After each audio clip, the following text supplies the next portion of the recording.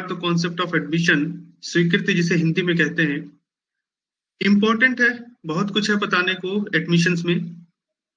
Section 17 deal करता है admission से, और मैं आपको बता दूं कि इंडियन एविडेंस एक्ट में, भारतीय साक्ष्य अधिनियम में धारा 17 से लेकर 31 तक यानी कि 31 तक एडमिशन के एंड कन्फेशन के कॉन्सेप्ट को डिस्कस किया गया, उसके प्रोविजंस है।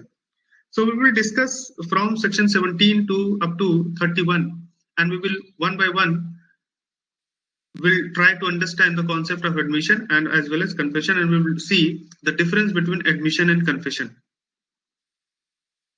Admission क्या होता है, किन किन के द्वारा एडमिशन किया जा सकता है, किन किन सिचुएशन में एडमिशन किया जाता है, कन्फेशन क्या होता है ना, कन्फेशन कैसे, how it is different from admission, है ना। कन्फेशन किसके सामने किया जाए तो नहीं रिलेवेंट होगा, वो माना ही नहीं जाएगा। पुलिस के सामने किया गया कन्फेशन, क्या वो एक्सेप्टेबल होता है, कोर्ट में एडमिसिबल होता है, नहीं होता है। बहुत सारी बातें हम लोग सीखेंगे इन सब टॉपिक्स में। तो सबसे पहले आइए हम सीखते हैं कि एडमिशन किसे कहते हैं। ये सेक्शन 17 में है, और section you have to remember the section कि कहाँ पे है, किस सेक्शन में है चीजें। अब पहले तो हम लोग इस बेयर एक्ट की लैंग्वेज को देख लेंगे, उसके बाद इसके अंदर की कहानी हम लोग समझने की कोशिश करेंगे। तो कहते हैं भाई, N admission is a statement, oral और डॉक्यूमेंट्री और content in electronic form which suggests any inference as to any fact in issue or relevant fact and which is made by any of the persons and under the circumstances herein after mentioned. तो simple सी बात है, we need to understand that admission is a statement, nothing but a statement which suggests any inference as to the fact in issue or relevant fact. Means एक ऐसा statement, एक ऐसा आपने sentence बोला है, स्टेटमेंट दिया, it may be oral, it may be documentary, and as well as after amendment it the one word also has been added. Earlier it was just only oral and documentary, but you may add electronic form. Statement may be in electronic form also. Okay, the electronic form has been added in amendment. So कोई भी statement, चाहे वो oral हो, documentary हो और electronic form में हो, अगर वो कोई फैक्ट इन इश्यू या रेलेवेंट फैक्ट के बारे में कोई इन्फरेंस सजेस्ट कर रहा है तो वो एडमिशन कहलाया जाएगा. फॉर एग्जाम्पल, मैं एक एग्जाम्पल देके आपको बात आगे बढ़ाता हूं अपनी. मान लिया कि एक सिनेमा हॉल में, let's take an example, suppose a murder happen in a cinema hall, और उस दिन मैं सिनेमा हॉल में गया था वो मूवी देखने, and I am the accused. Mr. A is accused of murder of Mr. B. Mr. B and A both were watching the cinema at that moment, at that time, at that day, particular day. ये इल्जाम लगा कि A ने B का murder किया. Court में आता है A और ये स्टेटमेंट देता है. अब उससे पूछा जाता है कि भैया तुम उस दिन उस टाइम पे क्या तुम सिनेमा हॉल में थे? तो कहता है यस, मैं उस टाइम पे उस चीज में, उस पॉइंट ऑफ टाइम पे मैं सिनेमा हॉल में था. ये उसका एडमिशन है, यानी कि वो एडमिट कर रहा है, स्वीकृत कर रहा है, गुनाह कबूल नहीं कर रहा है. देखिए दोनों बातों में फर्क है. कन्फेशन नहीं है ये. कन्फेशन का मतलब ये होता है, यहीं पे मैं बता देता हूं, but later on we will discuss about the confession also. Confession means something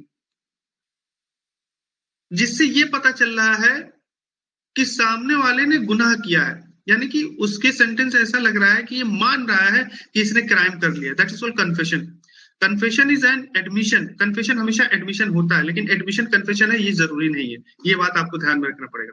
तो कन्फेशन से लगता है कि हाँ ये कबूल कर रहा है, यानी कि while making the statement, if someone feels guilty and someone has been charged of any particular crime and that person is making any statement and it seems that he has committed the crime, it means that statement is admission as well as confession. वो तो admission है ये, लेकिन confession भी है, ऐसा लग रहा है. और कोर्ट ने भी कहा है कि पहली बार पता है डिफरेंस जो कन्फेशन और एडमिशन में किया गया, वो पार्लियामेंट अटैक केस में किया गया है ना, जो आप जनरली पार्लियामेंट अटैक केस कहते हो, जिसको हम कहते हैं एनसीटी ऑफ दिल्ली वर्सेस, मैं केस का नाम भी आपको बता दे रहा हूँ, NCT of Delhi versus Navjot Sandhu, है ना. द स्टेट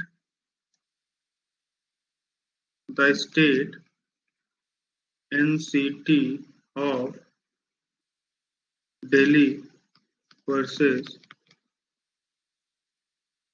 Navjot संधू, ये कब हुआ था? ये 2005 में, AIR 2005। इसी केस में first time the court defined और the court made clear the difference between confession admission. Confession में कोर्ट कहा कि एक ऐसा एडमिशन वो अगर दे एक्यूज्ड और उसके उस एडमिशन से उसको सजा मिल जाए तो वो एडमिशन एक्चुअली कन्फेशन हो जाता है, वो स्टेटमेंट कन्फेशन मान लिया जाता है, ठीक है, कन्फेशन कहा जाएगा। तो आपको ये पता होना चाहिए कि हमने ये देख लिया कि एडमिशन किसे कहते हैं। एक एडमिशन एक स्टेटमेंट होता है जो किसी फैक्ट, इश्यू या रेलेवेंट फैक्ट के बारे में कोई इन्फरेंस सजेस्ट मतलब कि एडमिशन करने से थोड़ा सा आइडिया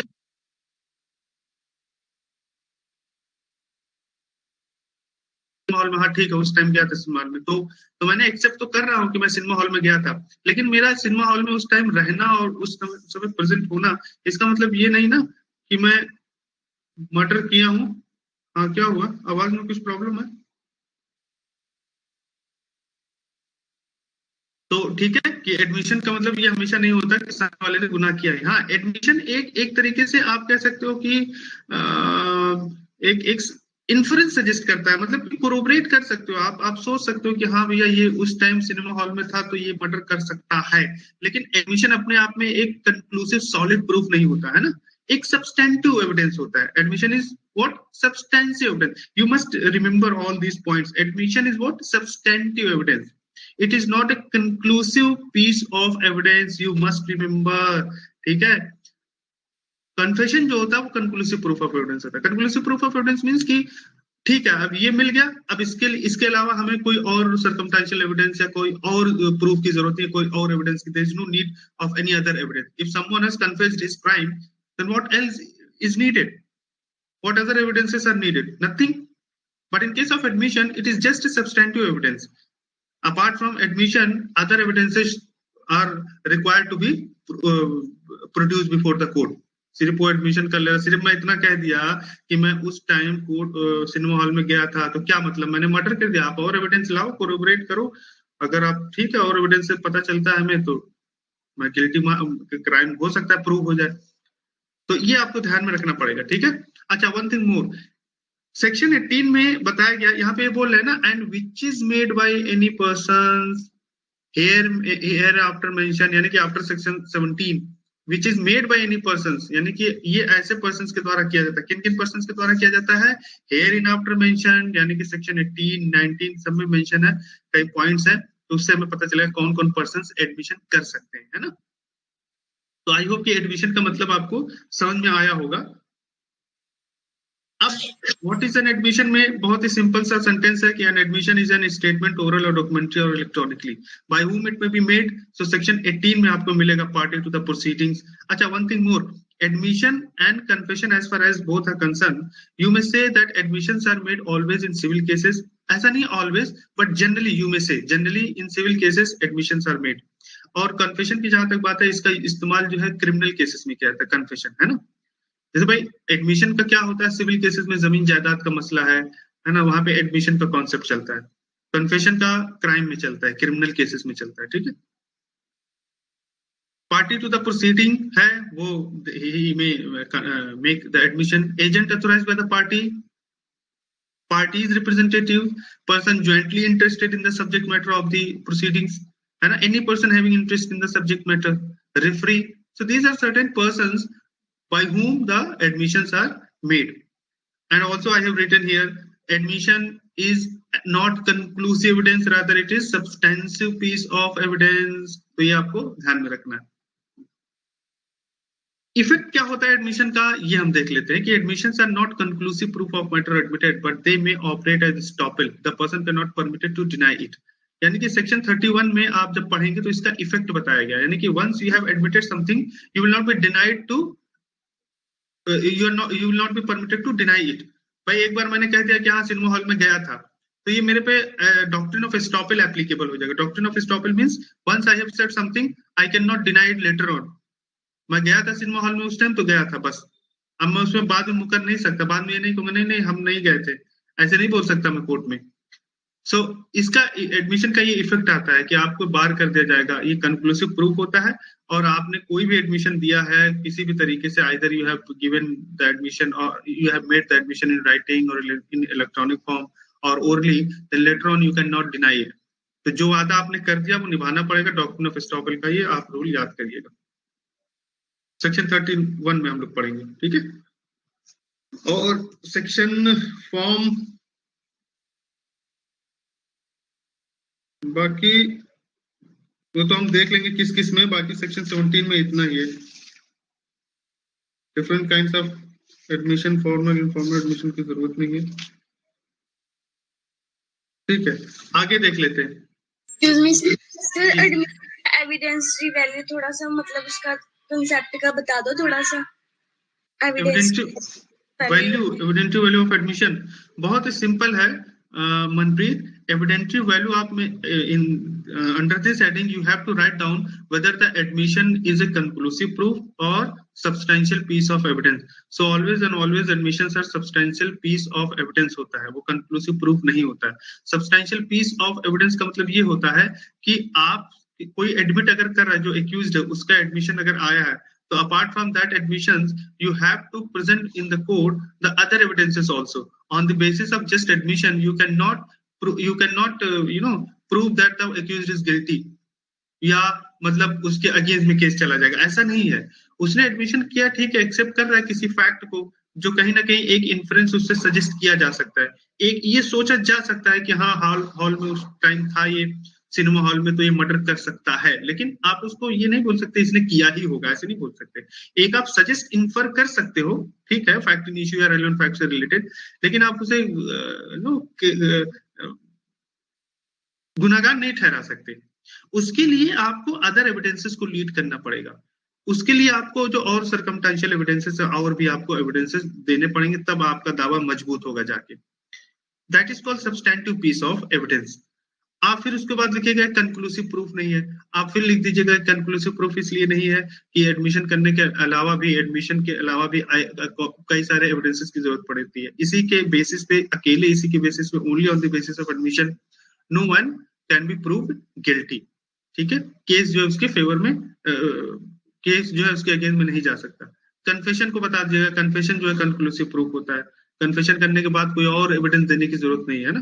जैसे भाई, अच्छा, एडमिशन का कॉन्सेप्ट क्या होता है कि एडमिशन करने से टाइम बच जाता है ना। Means once you have admitted something, so उसको प्रूव करने की जरूरत नहीं पड़ेगी। जैसे suppose I said in the court that I was in the cinema hall on so and so date at so and so point of time, so opposite party need not prove that statement, that fact. तो ये time बच जाता है। नहीं तो अगर मैं नहीं मानता, मैं ये कहता कोर्ट में कि नहीं मैं कहाँ गया था कोर्ट में, मैं उस टाइम हॉल में था ही नहीं, मैं सिनेमा हॉल में कहाँ था, तो पता चला अपोजिट पार्टी वो भी प्रूव करेगी, उसमें भी टाइम लगेगा, है ना। वो कहीं से एविडेंस लाएगी, सीसीटीवी कैमरा लाएगी कि देखिए आप थे सिनेमा हॉल में उस टाइम जिस टाइम मर्डर हुआ, ठीक है, तो उसका टाइम वेस्ट होगा। तो एडमिशन में एक खास बात है कि एडमिशन से टाइम रिड्यूस हो जाता है, थोड़ा सा कॉम्प्लिकेशंस कम हो जाती है। और जो फैक्ट जो है एक्यूज्ड ने एडमिट कर लिया है ना, जब पर्सन ने एडमिट कर लिया है, उसको फिर प्रूव करने की जरूरत नहीं पड़ती। अपोजिट पार्टी उसको प्रूव करता नहीं, उसको नहीं प्रूव करता, उसके बारे में कोई एविडेंस नहीं देता और देने की जरूरत भी नहीं है। जब वो बोल रहा है कि हाँ वो कोर्ट सिनेमा हॉल में था उस टाइम, तो फिर मैं क्यों प्रूव करूंगा उस बात को। उसने ठीक, उसके एडमिशन को रिकॉर्ड कर लिया जाएगा और फिर उसके आगे की बात होगी, उसके आगे के एविडेंस लीड होंगे। अब समझ में आ रहा है आपको, ठीक है। तो ये एक पॉइंट था एडमिशन में। इफेक्ट ऑफ एडमिशन हमारा हो गया। सेक्शन 18 देख लेते हैं। सेक्शन 18 में ये हम देखेंगे कि एडमिशन किन किन द्वारा किया जा सकता है। सेक्शन 19 में हम देखेंगे कि who may make an admission. तो यहाँ पे सेक्शन 18 में है admission by party to proceeding और his agent by suitor in representative character. तो यहाँ पे हमने आपको ऑलरेडी बताया है कि जो पार्टी होगी, पार्टी टू द प्रोसीडिंग जो होगी, वो पार्टी जो है एडमिशन कर सकती है। उसका कोई एजेंट है वो कर सकता है। तो statements made by party to the proceeding और by an agent to any such party whom the court regards under the circumstances of the case as expressly or impliedly authorized by him to make them are admissions। तो अगर कोई भी statement party to the proceeding ने दिया है या उसके agent ने दिया है, पार्टी का एजेंट ने दिया है, जिसको कोर्ट समझते हैं कि हाँ ये एजेंट है, सो उन्होंने भी दिया, तो it will be taken as admission by suitor in representative suit. कोई सूटर है, रिप्रेजेंटेटिव कैरेक्टर में है. Statement made by parties to the suit suing or sued in a representative character, not admissions unless they were made while the party making them held that character. ठीक है, ये कहना कोई अगर मान ली रिप्रेजेंटेटिव कैरेक्टर में आके एडमिशंस दे रहा है, यानी कि वो अलग एग्जांपल ले, अगर हम सिविल मैटर में एग्जांपल ले, we have studied in the CPC that representative case, representative suit. So I told you that in case where Delhi Jal Board, some issue is there in your flat and there are more than 100 families, 100 persons, and you are educated, you are law graduate. So all the persons, decided to make you their representative. So what will happen? You alone will go on behalf of all that 100 families. You will go and file a suit. That is called representative suit. I told you. So if you have instituted a suit on behalf of that 100% families, so you may also make the statement in a court. You may also make the admission. So once you have made the admissions, if you are authorized by all the parties, all the persons, and you have made the representative, then your statements, your admission shall be acceptable. ये admissible होगा, है ना, वो admission आपका.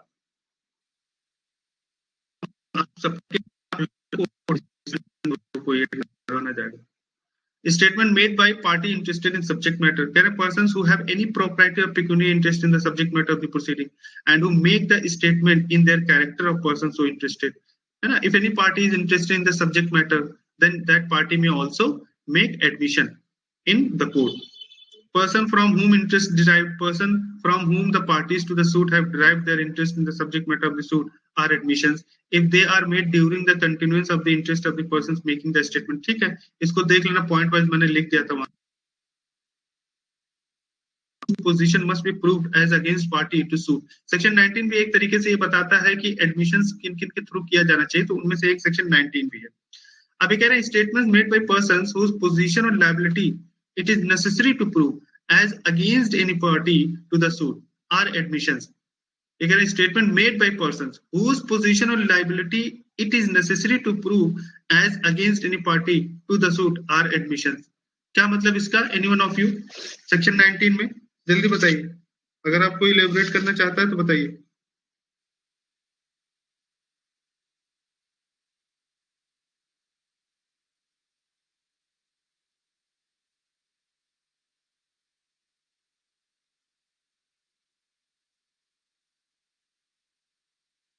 बताइए बताइए बताइए, जल्दी दिमाग लगाइए भाई. देखिए जनरली क्या होता है, we have studied under section 18 what the general rule is means that if the persons are related to the suit, related to the proceeding, only statement made by such persons are admissions. Simple.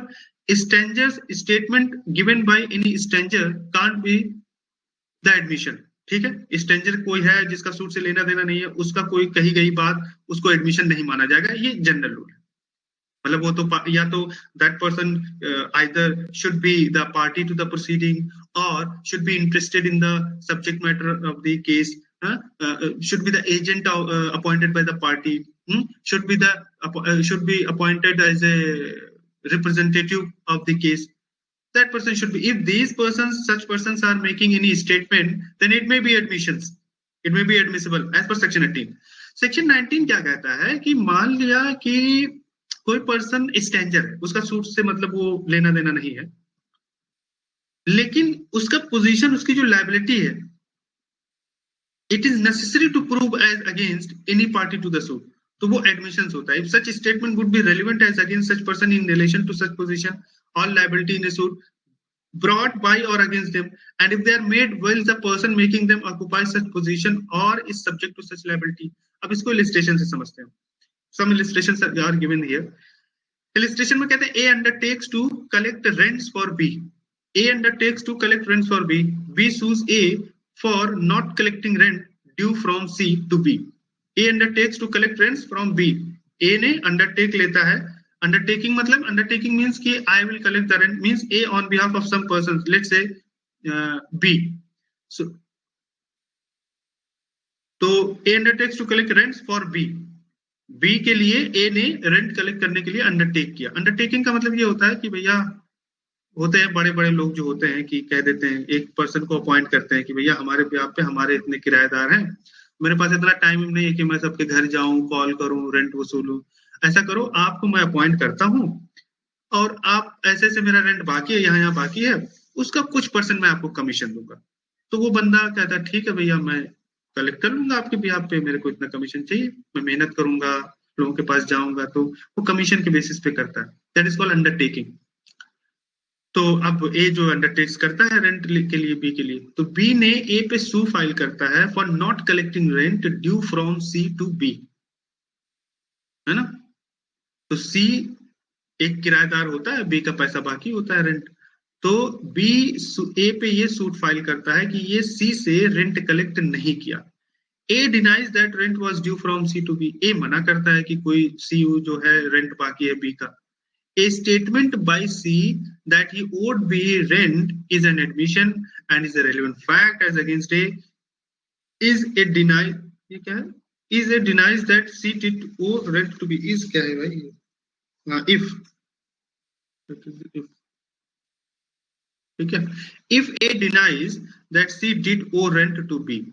अब ये कहते हैं कि अब यहाँ पे B ने ए पे सूट फाइल किया, ठीक है, तो यहाँ कह रहे हैं कि सी ने अगर कोई भी एडमिशन दिया, कोई भी स्टेटमेंट दिया, see that he would be rent is an admission, है ना, कोई भी स्टेटमेंट अगर सी देता है कि नहीं नहीं मैं बी का पैसा बाकी था, बी का रेंट बाकी था, तो ये relevant fact and is a relevant fact as against A, A के अगेंस्ट में एक रेलिवेंट फैक्ट है ना। If A denies that C did owe rent to B, और ये कहता है कि अगर ए मना कर रहा है, अगर एक मना कर रहा है कि सी जो है बी का पैसा बाकी था, तो उस सूरत में सी जो स्टेटमेंट देगा, हालांकि सी का केस से लेना देना है नहीं, वो स्ट्रेंजर है, लेकिन even such case neither C is the party to the proceeding nor C is the agent of any party nor C is having any interest in the subject matter, है। कोई सेक्शन 18 का fulfil हो रहा है, लेकिन नहीं, यहाँ पे section 19 and 20 also, you must remember section 19 and 20 both are actually cases wherein the person actually is not related to the case, but still his statements are relevant, his statements are admissions। समझ में आ गया? अब यहाँ पे समझ में आ गया ये क्या बोल रहे थे कि statement made by person whose position और liability it is necessary to prove as against any party to the suit. A जो है एक पार्टी है सूट का, उसके अगेंस्ट में कोई स्टेटमेंट सी दे रहा है, हालांकि उसकी पोजीशन और लायबिलिटी ऐसी है, it is necessary to prove, है ना, उसकी पोजीशन और लायबिलिटी ऐसी है, उसका पोजीशन ऐसा होल्ड कर रहा है कि वो कुछ कहेगा तो जरूरी है उसका कुछ कहना, अगर वो कहता है तो एडमिशन हो जाएगा। If such statements would be relevant as against such person in relation to such position or liability in a suit brought by or against them, and if they are made while the person making them occupy such position or is subject to such liability, ठीक है। तो 19 आपको याद रखना है, illustration से याद रखना है, वैसे नहीं याद होगा, लैंग्वेज टफ है थोड़ा, इलिस्ट्रेशन से आप याद कर सकते हो। सेक्शन 20 में देखते हैं, admissions by persons expressly referred to by party to suit, कह रहे हैं statements made by person to whom a party to the suit has expressly referred for information। Referee याद आ रहा है, referee, I told you here, yes that is, these are the person who may make the admission। So statements made by person to whom a party to the suit has expressly referred for information in reference to a matter in dispute are admissions। तो कहते हैं कोई भी statements एक ऐसे person के द्वारा किया गया है, एक ऐसे पर्सन ने स्टेटमेंट दिया है, to whom a party to the suit has expressly referred for information in reference to a matter in dispute are admission, जिसमें मान लिया जो सूट में जो पार्टी है, उस पार्टी ने खुद उस पर्सन को रिफर किया था किसी इंफॉर्मेशन के लिए कि इस मैटर जो डिस्प्यूट है, इस मैटर पे तुम कोई इंफॉर्मेशन लाके दो। अगर ऐसा हुआ है तो वो पर्सन अगर कुछ स्टेटमेंट देता है, चूंकि वो ना सूट से उसका लेना देना है, ना वो एजेंट है, वो रेफरी है, तो उसका स्टेटमेंट भी एडमिशन माना जा सकता है, ठीक है। The question is whether a horse sold by A to B sound. अगर ये क्वेश्चन उठ जाए कि जो ए ने बी को घोड़ा बेचा था वो साउंड था, तो A says to B, A B को कहता है go and ask C, C knows all about it, जाओ और सी से पूछो, सी जानता है इसके बारे में। तो सीज स्टेटमेंट इज एन एडमिशन, तो यहाँ पे सी जो भी एडमिशन स्टेटमेंट देगा वो एडमिशन के तौर पे माना जा सकता है, though C is not directly related to the suit, but actually it has been referred by A, that is called C is referee here. So referee's statement is also admissions, or you can say admissions may also be made by the referee। ठीक है, simple समझ में आया। सो section 18, 19, 20 so far we have studied about the persons by whom the admissions are made। इनके अलावा कोई भी person हो तो कहता रहे कुछ भी, उसका कोई इंपॉर्टेंस और रेलेवेंस नहीं रखता। एडमिशंस नहीं माना जाएगा, है ना। जिसका सूट से लेना देना नहीं है, वो कुछ भी बोलता रहे कोर्ट में, कोर्ट के बाहर कुछ भी बोलता रहे, उसका एडमिशन एक्सेप्टेबल नहीं होगा। 21 देख लेते हैं। Proof of admissions against persons making them and by और ऑन देयर बिहाफ। ये क्या बताता है? 21 क्या बताता है? प्रूफ ऑफ एडमिशंस ये बताता है। 17 to 20 एक्चुअली एडमिशंस को डिफाइन करते हैं। 17 से लेके फ्रॉम 17 to 20 एडमिशंस को फोकस करते हैं, एडमिशन को डिफाइन करते हैं ना। ये जो सेक्शन है 21 एडमिशंस को रेलिवेंट एंड प्रोबेबल बनाता है। Section 21 makes the admissions relevant and probable. तो ये कहते हैं admissions are relevant and may be proved as against the person who makes them or his representative in interest, but they cannot be proved by or on behalf of persons who makes them or by his representative in interest except in the following cases. तो सबसे पहली चीज क्या कह रहा है section 21? Proof of admissions against person making them and by और on their behalf. तो ये एडमिशंस के बारे में बता रहा है कि एडमिशंस को जिस पर्सन ने एडमिट किया उसी के खिलाफ कैसे आप उसको प्रूव कर सकते हैं, कैसे एडमिशन से रेलिवेंट होगा, ये बातें बता रहा है सेक्शन 21। ठीक है। कौन कौन नहीं, सभा चली गई है, क्या हो रहा है भाई, इश्यू हो रहा है क्या कुछ? ठीक है, देख लेते हैं। तो self regarding actually role of law with respect to self regarding evidence is that when in the self serving form it is not in general evidence but that in the self-harming form it is with few exceptions receivable and is usually considered proof of very satisfactory kind। ठीक है। तो कह रहे हैं admissions are relevant and may be proved as against the person who make them or his representative in interest. तो admissions जो होता है वो रेलेवेंट होता है और जो पर्सन इसको एडमिशंस दिया है, एडमिट किया, उसके खिलाफ इस्तेमाल किया जा सकता है। But they can not be proved by और on behalf of the person who makes them और by his representative in interest except in following cases। तो कह रहे हैं कि but they cannot be proved by or on behalf of the person who makes them or by his representative in interest। तो कह रहे हैं लेकिन they cannot be proved by or on behalf of person who makes them। तो ये कह रहे हैं जो पर्सन एडमिशन देता है उसके द्वारा इसको प्रूव नहीं किया जा सकता, but they cannot be proved by the person who makes them या on behalf of the person who makes them। यानी कि जिसने एडमिशन दिया है उसके द्वारा इसको इस्तेमाल नहीं किया जा सकता, उसके खिलाफ नहीं किया जा सकता, इसको प्रूव नहीं किया जा सकता उसके द्वारा या उसके रिप्रेजेंटेटिव के द्वारा, accept in the following cases. लेकिन ये जो केसेस है 1 2 बताया जा रहा है आपको, उसको छोड़ के अब 1 2 क्या केस है, 1 2 3 3 केसेस है। ये कह रहे हैं and admission may be proved by और on behalf of the person making it when it is of such nature that if the person making it were dead it would be relevant as between third person under section 32। ये कह रहे हैं कि अगर एक admission है उसको prove किया जा सकता है by or on behalf of the person making it when it is of such a nature that if the person making it were dead it would be relevant as between third persons under section 32। तो क्या कहने का sense है कि admissions ये ऐसी situation है 1 2 3 जहां पे जिस आदमी ने एडमिट किया वो मान लिया जाएगा कि ये प्रूव्ड है। एन एडमिशन में भी प्रूव्ड बाय और on behalf of the person making it. तो कहने जो एडमिशन करता है उसी के द्वारा ये प्रूव्ड हो जाता है। अगर ऐसी सिचुएशन है कि जो पर्सन इसको कर रहा है, एडमिट कर रहा है, वो मर गया है, it would be relevant as between third person under section 32। तो अगर वो कह के मर गया, एडमिट करके मर गया कुछ, तो उसकी बात मानी जाएगी, है ना। तो एडमिशन प्रूव्ड हो जाएगा। ये सेक्शन 32 का बता रहे हैं डाइंग डिक्लेरेशन, आपको पढ़ाएंगे। डाइंग डिक्लेरेशन में क्या होता है कि एक person after making the statement, let's say he has died, so what will happen? The admission made by him shall be relevant and shall be proved, है ना। तो ये हो गया। अब सेकंड देख लेते हैं। An admission may be proved by or on behalf of the person making it when it consists of a statement of the existence of any state of mind or body relevant or in issue made at or about the time when such state of mind or body existed and is accompanied by conduct rendering its falsehood improbable। तो कह रहे हैं an admission may be proved by or on behalf of the person making it when it consists of a statement of the existence of any state। कह रहे हैं कि एक person जो स्टेटमेंट दे रहा है उसके बिहाफ पे प्रूव्ड हो सकता है अगर वो ऐसा स्टेटमेंट कंसिस्ट करता है जिसमें किसी स्टेट ऑफ माइंड की बात कही गई हो उसके स्टेटमेंट में, या बॉडी या स्टेट ऑफ बॉडी की बात रिफ्लेक्ट हो रही हो, रेलिवेंट और इन इशू, है ना, रेलिवेंट हो वो इशू में, मेड एट और about the time when such state of mind और body existed and is accompanied by conduct rendering its falsehood improbable. तो इसको भी हम देख लेंगे, आपको दिखा देंगे एग्जांपल से। थर्ड वाला भी देख लेते हैं।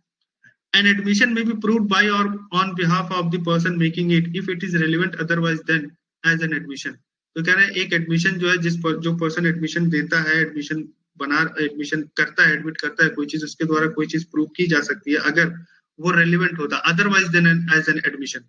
एज एन एडमिशन वो रेलिवेंट नहीं है, लेकिन अदरवाइज वो रेलिवेंट है, तो उस सूरत में उसके द्वारा, जो पर्सन एडमिशन कर रहा है उसके द्वारा प्रूव किया जा सकता है। अब इलस्ट्रेशन 1 by 1 देखते हैं, इसको समझने की कोशिश करते हैं सारे पॉइंट्स को। कहते हैं ये question between A and B is, the question between A and B is whether a certain deed is or is not forged। A affirm that it is genuine, B that it is forged। तो ये question है कि ए और B में जो deed execute हुई थी वो फॉर्ज है या नहीं है। तो ए अफर्म करता है कि ये जेन्युइन है, B that it is forge, B बोलता है ये फॉर्ज्ड है। A may prove a statement by B that the deed is genuine। A may prove a statement by B that the deed is genuine and B may prove a statement by A that the deed is forged। But A cannot prove a statement by himself that the deed is genuine, nor can B prove a statement by himself that the deed is forged। तो कह रहा है कि यहाँ पे A कह रहा है कि वो genuine है, B कह रहा है ये forged है। अब A जो है प्रूव कर सकता है इस स्टेटमेंट को, जो B ने स्टेटमेंट दिया है कि forged है। अब A में prove statement by B that the deed is genuine. अब A कोई ऐसा स्टेटमेंट लेके आए कि B इसमें बोल रहा है कि डीड जेन्युइन है, तब तो माना जाएगा कि जेन्युइन है, एडमिशन माना जाएगा, है ना, क्योंकि A खुद कह रहा है जेन्युइन है, तो आपके खुद कहने से नहीं हो जाएगा। आप कुछ ऐसा लाओ कि सामने वाले ने कहा हो कि वो जेन्युइन है, या सामने वाले से निकलवा के लेके आओ आप। इसी तरीके से B, अगर B कह रहा है कि ये फॉर्ज्ड है, B is saying that the deed is forged, B may prove a statement by A। If any statement is made by Mr. A that the deed is forged, then in such case B may prove that कि वो जो है deed forged था। लेकिन A अपने ही statement को prove नहीं कर सकता by himself कि deed is genuine, या B अगर कह रहा forged है तो अपने ही स्टेटमेंट से प्रूव नहीं कर सकता कि deed forged है। ठीक है, तो ये कहने का सेंस था यहाँ पे। Admissions are relevant and may be proved as against the person who makes them or is his representative in interest, but they cannot be proved by or on behalf of the person who makes them, है ना, but they cannot be proved by or on behalf of the person who makes them or by his representative in interest। ये तीन situation ऐसे हैं कि जहां पे जो पर्सन बोल रहा है उसी के द्वारा प्रूव हो सकता है, लेकिन उसके अलावा जैसे ये केस है, ये अपार्ट फ्रॉम एक्सेप्शन है, ये इलस्ट्रेशन, एक्सेप्शन को छोड़ के जो 1 2 3 में उसको छोड़ के ये सिंपल सा प्रोविजन है, नॉर्मल प्रोविजन है कि जो इंसान खुद स्टेटमेंट दे रहा है वही प्रूव नहीं कर सकता। मैं कह रहा हूँ डेट जो है फॉर्ज्ड है, तो ये प्रूव नहीं होगा कि फॉर्ज है, मैं दूसरे वाले सामने वाले से कहलाऊंगा, अपोजिट पार्टी से, जो अगेंस्ट में पार्टी, उससे मैं कहलवा दूं कि डेट फॉर्ज है, तब माना जाएगा। B, A the captain of a ship is tried for casting her away. ये कह रहे हैं evidence is given to show that the ship was taken out of her proper course. अब तक ए कैप्टन था शिप का, is tried for casting her away, उस पे ट्रायल चल रहा है कि तुम रास्ते से भटक गए थे या कहीं और जाना था, कहीं और चले गए, ये ट्रायल चल रहा है उस पे। अब ये evidence is given to show that the ship was taken out of her proper course. ये एविडेंस दिया जा रहा है कि जो शिप था वो आउट ऑफ प्रॉपर कोर्स चला गया था। A produces a book kept by him in the ordinary course of his business, showing observations alleged to have been taken by him from day to day, and indicating that the ship was not taken out of the proper course। A may prove these statements because they would be admissible between third parties if he were dead under section 32 clause 2। ठीक है, तो कह रहे हैं कि अगर ए यहाँ पे एक बुक प्रोड्यूस कर दे जो उसी के द्वारा ऑर्डिनरी कोर्स में रखा जाता था, मेंटेन किया जाता था, जिसमें वो लिखता था कहाँ किस दिन कहाँ गए क्या गए, है ना, इंडिकेटिंग मैन। अब ये कह रहे ये जो एविडेंस है वो एक्सेप्टेबल होगा, दो A is producing, A is making the statement on his own, and wherein in the section it is said that they cannot prove or on behalf of the person who makes them, but actually here in A has made that diary, that book, that register, it's okay, but actually it falls under exception, it falls under this section। हमने ये simple आपको समझाया कि जो इंसान खुद ही वो किया हो, खुद ही स्टेटमेंट बना रहा हो, तो वो उसके फेवर में नहीं जा सकता वो, ठीक है। और सामने वाले ये नहीं कि एडमिशंस नहीं माना जाएगा, प्रूफ नहीं माना जाएगा। लेकिन इस सिचुएशन में हमने जहाज वाले केस में देखा कि पता चला कि ए कोई डायरी बना रहा था कि रोज मैं कहाँ गया, क्या किया। अच्छा एक बात बताओ, अगर ए मर जाता तो क्या ए की डायरी को, उस रजिस्टर को भी एज ए एविडेंस लिया जा सकता था कि नहीं लिया जा सकता था ए के मरने के बाद? तो ऐसे सिचुएशन में उसके द्वारा मेंटेन की गई हुई रजिस्टर भी माना जाएगा कि ये एडमिशन है, वो एक्सेप्टेबल होगा, एडमिसिबल होगा। ये नहीं कि उसके उसके द्वारा बनाई गई रजिस्टर एक्सेप्टेबल नहीं है, ऐसा नहीं होगा। ये एक्सेप्शन में फॉलो होता है। आप लिख लो एक्सेप्शन। और इलिस्ट्रेशन देख लेते हैं। C, A is accused of a crime committed by him in Calcutta. A पे ट्रायल चल रहा है, उस पे इल्जाम लगा है कि उसने कलकत्ता में क्राइम किया था। He produces a letter written by himself and dated at Lahore on that day and bearing the Lahore post mark of that day. अगर उस समय ए उसी दिन पे जिस समय उस पे इल्जाम लगा कि तुम कलकत्ता में थे और कलकत्ता में मर्डर किए हो, क्राइम कमिट किए हो, उस समय वो जो है एक लेटर प्रोड्यूस करता है और ये दिखाता है कि भैया मैं उस दिन तो लाहौर में था, देखो मैंने लाहौर से एक लेटर लिखा था, देखो मैंने लाहौर का स्टैम्प पोस्ट लगाया है। कैसे मैं कलकत्ता में हो सकता हूँ? ऐसा तो नहीं मैं उड़ के लाहौर में चला गया, फिर वहां से लेटर लिखा, फिर उड़ के कलकत्ता में आ गया, ऐसे तो नहीं होगा। तो ये statement in the date of the letter is admissible because if A were dead it would be admissible under section 32 clause 2। तो कह रहा है ये स्टेटमेंट उसका ना वो एडमिसिबल होगा, ये एक्सेप्शन में आ रहा है, चूंकि उसने ही लेटर बनाया था, लेटर लिखा था, लेकिन ये एक्सेप्टेबल है क्योंकि अगर वो मर जाता तो उसके उस लेटर को सेक्शन 32 क्लॉज 2 के तहत इस्तेमाल में लाया जाता है। यदि डाइंग डिक्लेरेशन जब हम आपको पढ़ाएंगे तब समझ में आएगा। हो सकता है सेक्शन 32 में आप कंफ्यूज हो रहे हो या अभी पूरे तरीके से समझ ना आ रहा हो, लेकिन हम पढ़ेंगे, आप समझाएंगे। 32 डाइंग डिक्लेरेशन के बारे में बताते हैं, यानी कोई इंसान कुछ कहते कहते मर गया तो उसकी कही हुई बात रेलेवेंसी रखती है अपने आप में। तो वही ये बात बता रहा है कि अगर वो लेटर अगर वो मर जाता तो उस लेटर से कुछ ना कुछ इन्फ्लुएंस तो निकाला जाता ना, कुछ ना कुछ मतलब निकाला जाता। वो लेटर ही बताता कि क्या वो कलकत्ता में था या नहीं था। तो इस सूरत में अगर कोई लेटर जिंदा रहते हुए भी अगर ये प्रोड्यूस कर रहा है, बता रहा है कि मैं उस टाइम वहां था, उस लेटर एक इस तरीके का एक एडमिशन है, एडमिशन ये एडमिसिबल है ये evidence. D, A is accused of receiving stolen goods knowing them to be stolen. A पे इल्जाम लगा है कि तुमने चोरी का सामान लिया ये जानते हुए कि ये चोरी की चीज है, ये इल्जाम लगा उसको। आप जानते हैं आईपीसी में ये crime. He offers to prove that he refused to sell them below their value. A may prove these statements, though they are admissions, because they are explanatory of conduct influenced by fact in issue. ये कह रहे हैं, he offers to prove that he refused to sell them below their value. A may prove these statements, though they are admissions, because they are explanatory of conduct influenced by fact in issue. अब ये वाला illustration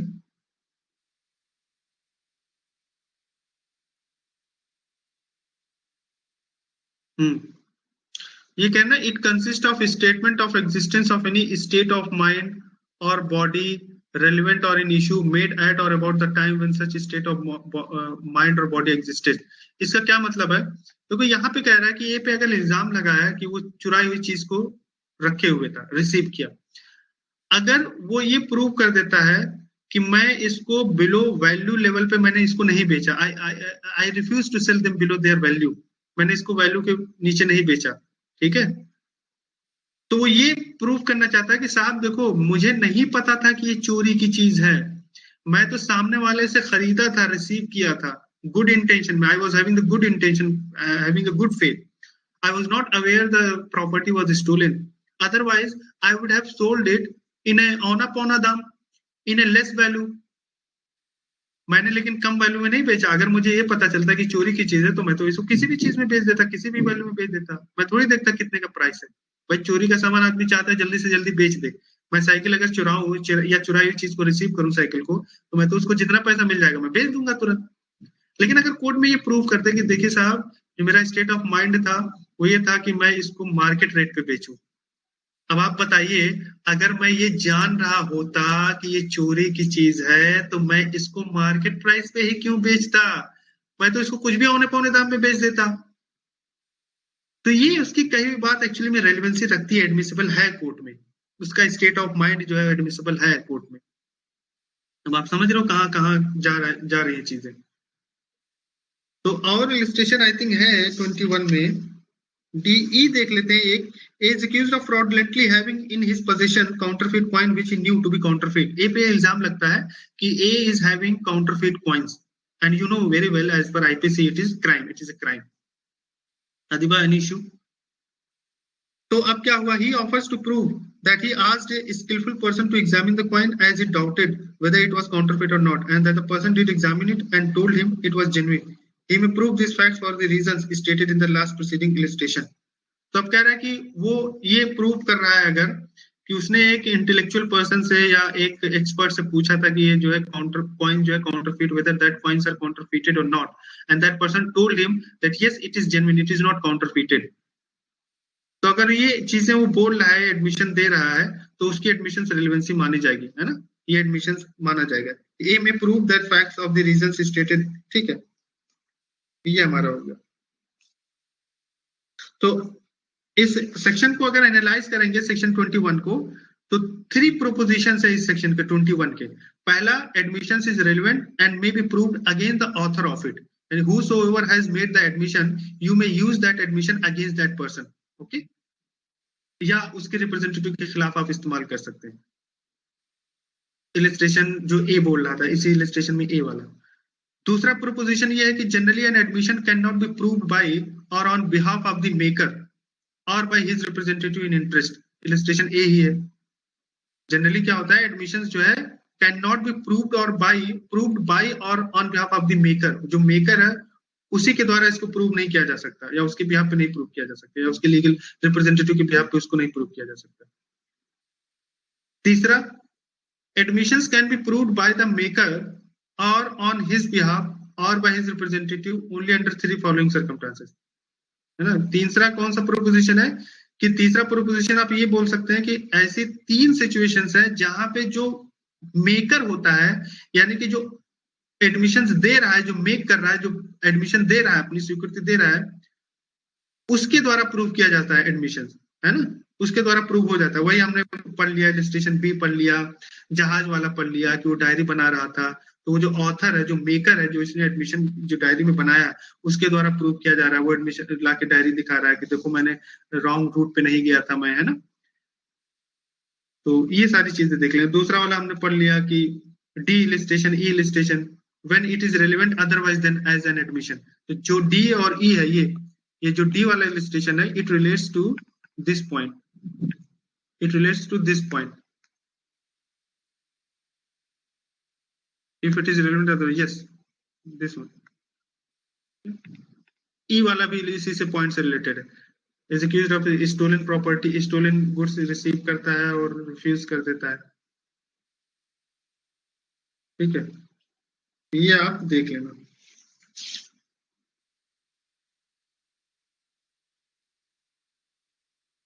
अच्छा, ये समझ में आया आपको कि admissions, why the admissions cannot be proved by the maker or by the author? Can you explain it, any one of you? बताइए।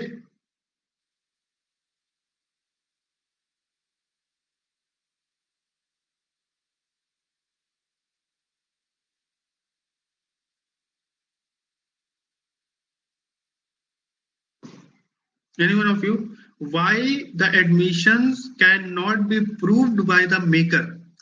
अरे भाई, सिंपल सी बात है, जो मेकर होगा वो हमेशा अपने फेवर में एडमिशन देता है। वो जो स्टेटमेंट बोलेगा अपने फेवर में ही तो बोलेगा, तो उसकी बात नहीं प्रूफ की जा सकती। वो जो अगेंस्ट में पार्टी होता है वो प्रूफ कर देता है, वो प्रूफ कर देगा वो एडमिशन। जैसे जहूर पे मर्डर का इल्जाम अगर लगे, तो जब मैं अपोजिट पार्ट हूं, मैं स्टेट हूं, I am a prosecutor, so prosecutor अगर जहूर से स्टेटमेंट एक निकलवा ले इनकी जुबान से कि भैया तुम उस टाइम हॉल में थे या नहीं थे, तुम थे ना, मैं इनसे कबूल करवा रहा हूं, तो ये कह दे कि हाँ मैं था, तो ठीक है, माना जाएगा, ये एडमिसिबल है। लेकिन जहूर से कुछ नहीं पूछा गया, जहूर खुद प्रूव कर रहे हैं, खुद कह रहे हैं कि हाँ मैं उस टाइम ना, मैं उस टाइम, जाहिर सी बात है क्या कहेंगे, ये थोड़ी कहेंगे कि मैं सिनेमा हॉल में था, ये कहेंगे कि मैं उस टाइम क्रिकेट खेल रहा था इस ग्राउंड पे। तो अगर ये खुद स्टेटमेंट एक दे रहे हैं, खुद एक एडमिशन कर रहे हैं, उस टाइम कहाँ पे थे इसके बारे में एक एडमिशन दे रहे हैं अगर कि मैं नहीं उस टाइम जो है सिनेमा हॉल में था, तो सॉरी मैं उस टाइम क्रिकेट ग्राउंड पे था, I was playing a cricket, I was not at that point of time, I was not in cinema hall. तो डू यू थिंक कि इनकी बात कोई मानी जाएगी और माननी चाहिए? मैं आपसे पूछ रहा हूँ, नहीं माननी चाहिए। ये एडमिशन करते रहे, मतलब ये कल को कह देंगे कि मैं वहां नहीं था क्रिकेट ग्राउंड पे, तो हम मान लेंगे। जाहिर सी बात है कि ये जो भी स्टेटमेंट देंगे अपने फेवर में देंगे। समझ में आ गया? इसीलिए जो एडमिशन जो मेकर होता है उसके द्वारा प्रूव नहीं किया जाता। हाँ, 3 एक्सेप्शन आपको बताया गया 1 2 3, वो इस सिचुएशन में है कि जहां पे जिसने जो एडमिशन किया वो मर गया है या उससे बेटर एविडेंस नहीं मिल रहा है ना, उससे अच्छा एविडेंस नहीं मिल रहा है आपको, तो उसकी कही गई बात मान लेंगे।